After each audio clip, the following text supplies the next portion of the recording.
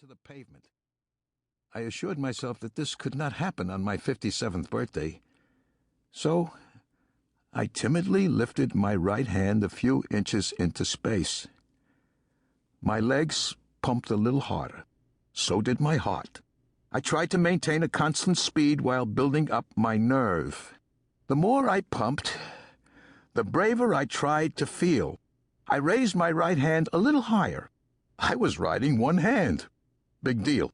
Now, could I lift the other hand? Would a bump or a pebble do me in?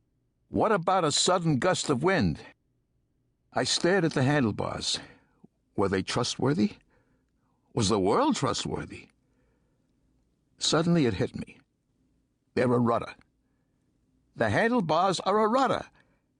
As long as I stay centered and keep pumping, nothing can go wrong.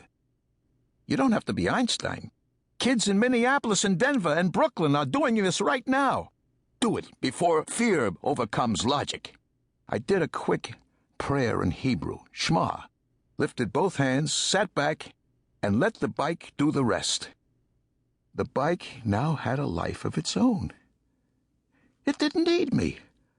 I was a mere passenger. Everything around me was now in Technicolor. I could see flowers blooming everywhere. Judy Garland was alive. A car was approaching.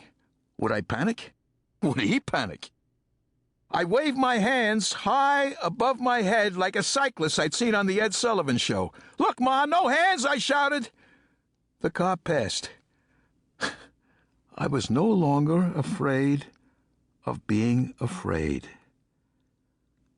I was free of the need to judge myself. I didn't want this to end. More cars passed, some coming from behind. I was past Quidnet. I'd cycled more than a mile. Then it hit me. Balance. It was balance, not courage. What next? Could I do no hands with my eyes closed?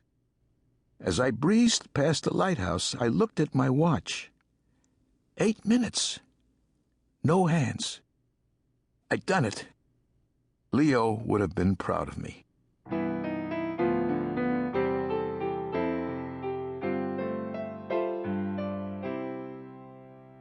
In 1953, I was in New York City looking for work.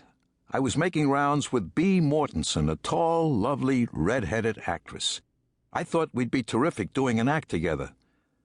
That wasn't all I wanted to do with Bea, but I never made an overt pass and did everything to disguise my libidinous feelings.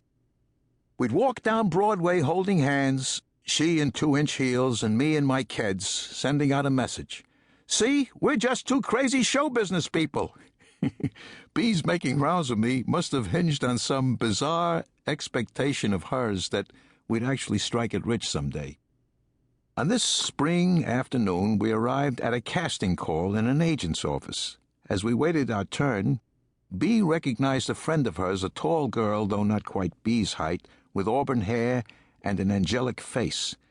They got talking just as the receptionist announced that the agent would start seeing people. I was sandwiched between them. The conversation proceeded as if I wasn't there. "Oh, by the way, this is Jerry," Bea said. "Hi," I said, extending my hand in a kind of manly way. The angel-faced girl shook it.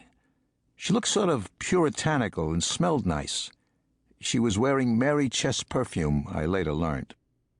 "Anne Meara," the secretary called. "That's me," the girl said.